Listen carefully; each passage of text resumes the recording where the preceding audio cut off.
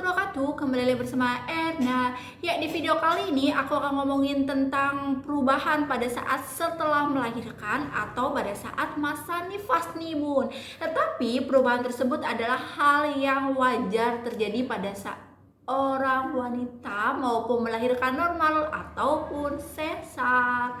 Oke, tonton terus channel Erna, jangan lupa like, share, and comment. Perubahan-perubahan yang terjadi setelah pasca persalinan itu memang hal yang wajar banget ya bun, apalagi pas di area Mr. V, yang Mr. V kecil tapi kuasa Allah bisa mengeluarkan si dede bayi yang gede ya, yang normalnya itu emang 2,5 sampai 4 kilo. Kebayangkan kalau misalkan ngeluarin 4 kilo, wow, luar biasa ya, luar biasa banget. Perubahan yang terjadi setelah pasca persalinan itu biasanya yang pertama terjadinya pendarahan pervagina. Pendarahan pervagina asal yang keluar darahnya itu nggak lebih dari 500 cc. Ini aku berbicara dengan pendarahan tapi yang pas batas normalnya ya, yang kurang dari 500 cc. Jadi kalau misalkan darah keluar dari Mr. V itu baik normal maupun sesar itu sama-sama mengeluarkan darah ya mam. Takutnya ada juga yang berpikir kalau misalkan sesar itu tidak terjadinya pendarahan pervagina gitu. Maksudnya kalau sesar dikira darahnya nggak keluar. Itu tapi ada kok kasus yang begitu. Jadi karena beliau sesar itu dikira nggak keluar darah, jadi dia panik gitu tuh, padahal sama aja mau dia ke lahir normal atau sesar sama mengeluarkan darah, itu masa nifas sama aja. Biasanya pendarahan pervagina pada masa nifas itu ada beberapa tingkatannya ya. Biasanya pendarahan sampai atau keluarnya darah masa nifas itu biasanya sampai 2 minggu kurang ya bun, kurang dari 2 minggu maksudnya. Yang pertama itu biasanya hari pertama sampai hari ketiga itu namanya lochia rubra. Biasanya lochia rubra itu darahnya itu bersifat segar tapi kadang ada yang kehitaman. Karena apa? Warnanya agak kehitaman karena biasanya ada jaringan sisa-sisa, maksudnya sisa dari plasenta, kemudian dari mekonium atau maaf ya pup si dede waktu di dalamnya, kemudian ada lanugo atau rambut-rambut halus si dedenya, itu biasanya nanti pada saat hari 1 sampai hari ketiga nanti akan keluar gitu. Cuma kadang ada juga yang biasanya ada, tahu pernah dengar nggak sih kasus misal kayak orang kamu tuh biasanya nyebutnya bebantalan bayi, biasanya darah yang keluar tuh gede-gede, biasanya ada yang segini-segini, tapi kalau misalkan udah keluar darahnya segini gede-gede itu enak banget. Walaupun padahal saya sendiri kalau misalkan bersihin ya sampai explore ke dalam padahal udah bersih, tapi biasanya nanti masih ada sisa-sisa di dalamnya. Tapi enak kalau udah keluar namanya bebantalan itu namanya lochia rubra itu ya. Itu biasanya lochia sanguineta, susah banget namanya ya. Lochia sanguineta itu biasanya hari ketiga sampai hari ke-7 atau udah seminggu. Ini kalau misalkan hari ketiga sampai seminggu biasanya emang masih keluar darah, tapi darahnya biasanya udah mulai dikit, terus paling keluar kayak lendir-lendir gitulah ya. Pokoknya dikit kalau udah lebih dari 3 hari ya maaf. Hari ke-7 sampai hari ke-14 atau 2 minggu itu biasanya disebut dengan masa nifas, darahnya disebut dengan lochia serosa. Biasanya itu udah mulai kayak kecoklatan terus ke kuning-kuningan kayak gitu, maksudnya udah mulai tiris lah, maksudnya sisa-sisanya cuma ada sisa-sisa dari pengaruh hormon HCG waktu pada saat hamil gitu. Terus yang keempat itu adalah yang terakhir, biasanya hari masa nifas keluar darah terakhir itu biasanya namanya lochia alba. Lochia alba ini biasanya udah keluar kayak lendir keputihan, cuma ya bukan keputihan tapi udah bersih gitu tuh ya. Itu namanya lochia alba ya. Itu jenis-jenis darah biasanya pada saat masa nifas, jadi ada tingkat-tingkatannya hal itu. Setelah persalinan nih ya, setelah persalinan atau pada saat masa nifas itu adalah yang kedua terjadinya kram perut atau mules di perut.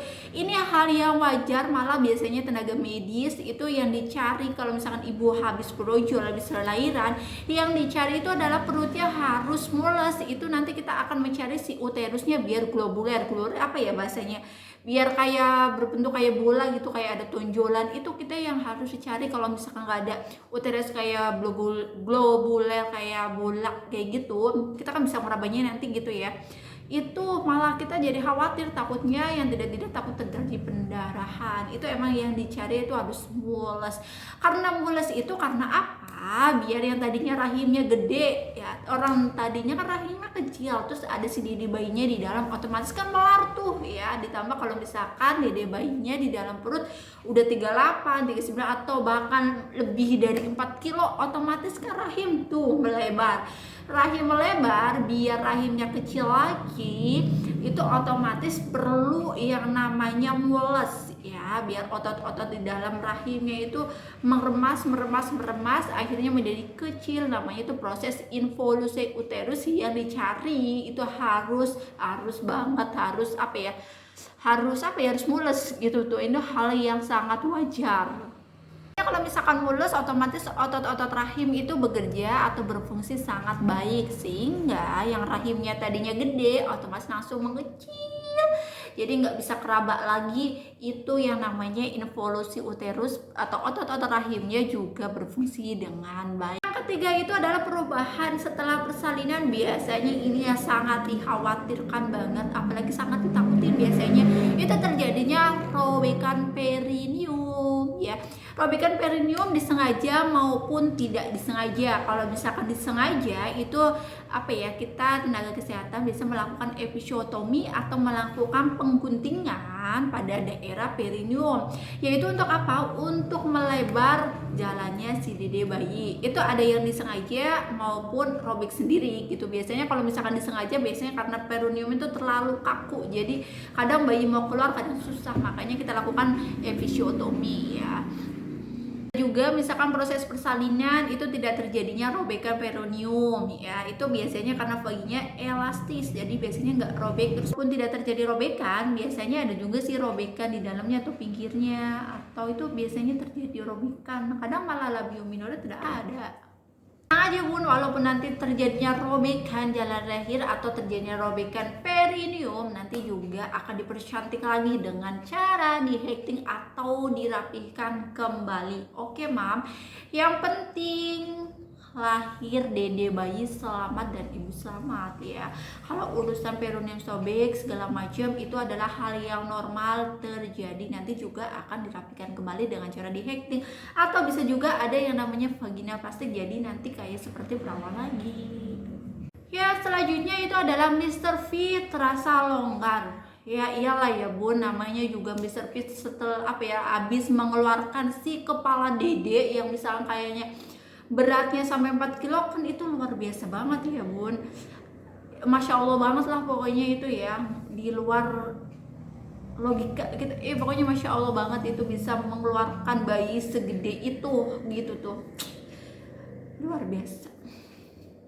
Tapi tenang aja, nanti juga walaupun nanti agak longgar sedikit, itu nanti biasanya akan pulih kembali. Jadi otot-otot vagina itu akan kayak bukan kram ya, tapi akan meremas-remas, nanti akan kecil kembali seperti semula. Tapi kalau misalkan anaknya lebih dari 5 atau lebih dari pokoknya lebih dari 5 lah ya, itu biasanya otot-otot rahimnya otot-otot vagina itu tidak bisa bekerja semaksimal mungkin untuk kembali rapat kembali, itu tidak bisa. Biasanya ada jalur lain ya maaf. Tapi kalau misalkan anaknya baru 1-2 itu bisa, atau bisa kita lakukan dengan senam Kegel, yaitu untuk mengecapkan otot-otot pinggul dan si otot-otot vagina atau otot-otot Mr. V-nya.